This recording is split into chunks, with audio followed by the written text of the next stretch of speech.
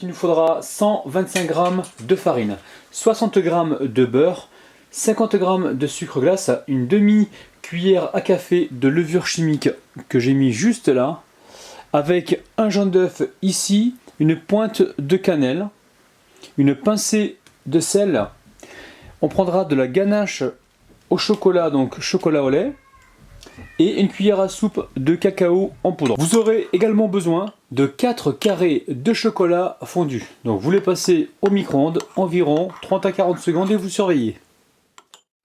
On commence par tamiser nos poudres, à savoir la farine, le sucre glace, le cacao en poudre, et ici donc la levure chimique sur le côté et la cannelle en poudre sur l'autre côté.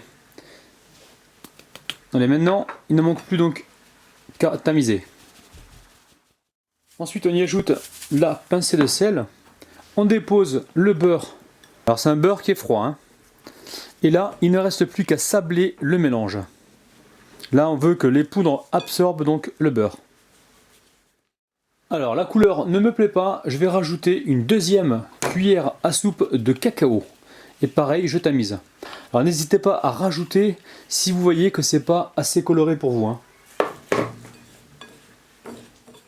Une fois le mélange sableux prêt, on vient ici y ajouter le jaune d'œuf.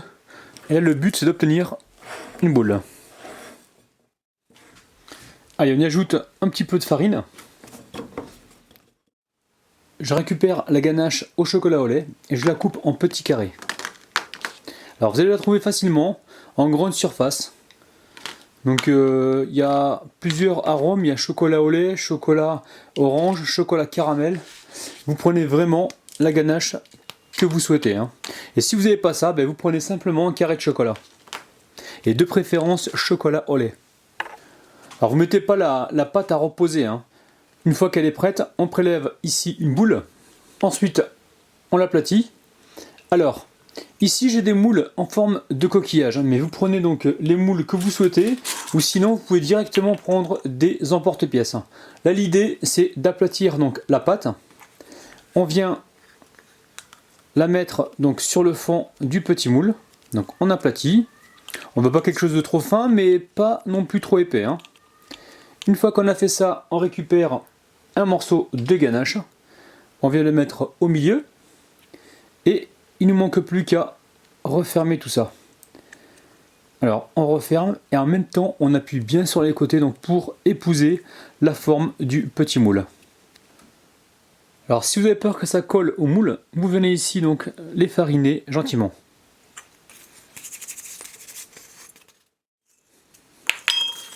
Alors on en refait une. Je dispose donc de la pâte dans le fond du moule. J'aplatis gentiment. Et ensuite, je viens y déposer un morceau de ganache. Et là, il ne manque plus qu'à renfermer donc la ganache. Une fois que c'est fait, on appuie au milieu, bien sur les côtés, pour avoir la forme du coquillage. Et pour le sortir du moule, vous n'avez plus qu'à taper sur votre main. Vous pouvez y aller en plusieurs fois. Avec un pinceau, j'enlève l'excédent de farine.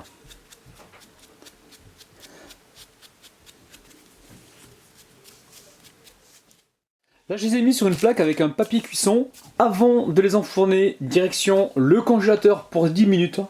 Il faut que la pâte se raffermisse un petit peu. Alors regardez, c'est bien froid. Au bout de 10 minutes, on préchauffe le four à 170 degrés et on est parti pour une cuisson entre 15 et 20 minutes. On surveille. Nos petits sablés sont cuits et refroidis. On va pouvoir y passer un petit peu de chocolat fondu par-dessus. Allez, ça repart au réfrigérateur environ 5 minutes et ensuite on passe à la dégustation. Miam miam. Les amis, ça y est, nos petits sablés sont prêts. On va pouvoir passer aux dédicaces. Aujourd'hui, on dédicace Martine, Alan, Ayam, Baye, Manouche, Paminou, Déborah, Tatiana et Chikou. Allez, je récupère un sablé, je vous le montre de près, je vous montre également le dessous. Ça a l'air vraiment super bon. Allez, c'est parti. Les amis, regardez-moi un petit peu l'intérieur du sablé.